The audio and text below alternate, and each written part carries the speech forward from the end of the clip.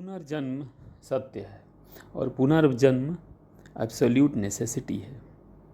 जब गर्भ में मनुष्य का जीव होता है और अंधकार में, गर्मी में, कष्ट में होता है, तड़प तड़प कर भगवान से प्रार्थना करता है कि हे भगवान, किसी तरह मुझे इस अंधेरी कोठरी से, इस कष्ट से बाहर निकालो, मुक्ति दिलाओ।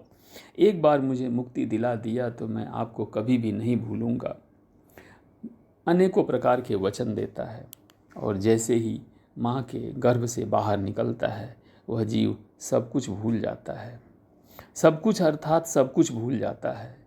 वह इग्नोरेंट हो जाता है, अपनी सफरिंग्स को भूल जाता है और जीव इसी तरह से फिर पुनः जन्म को प्राप्त होता है। इसलिए हम हमेशा भारतीय ज्ञान, ध्यान, मनन, चिंतन परंपरा के वाहक बने, संवर्धक बने और पोषक बने। कालांतर में, युग युगांतर, जन्म जन्मांतर के बाद भी ज्ञानी मनुष्य बिरले ही प्राप्त होते हैं और ये ज्ञानी मनुष्य जो बिरले ही इस पृथ्वी पर आते हैं, वो बिरले ही, उनमें से बिरले ही भगवान को भगवान समझते हैं।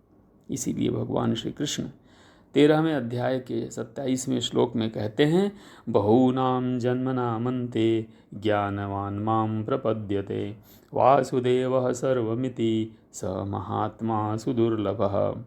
इस तरह से जीवन में हम छोटे छोटे पाठ सीखें और अनेकों अनेकों जन्म के चक्र से हम अपने आप को किसी भी तरह से बचा सकें।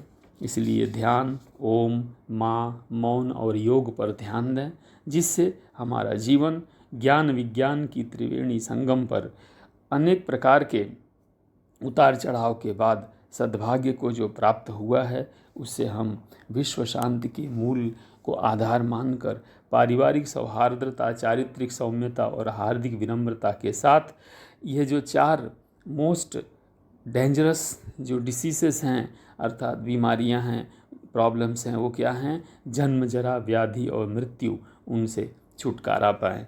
ओम। वेद व्यास जयप्रकाश नारायण जी द्विवेदी।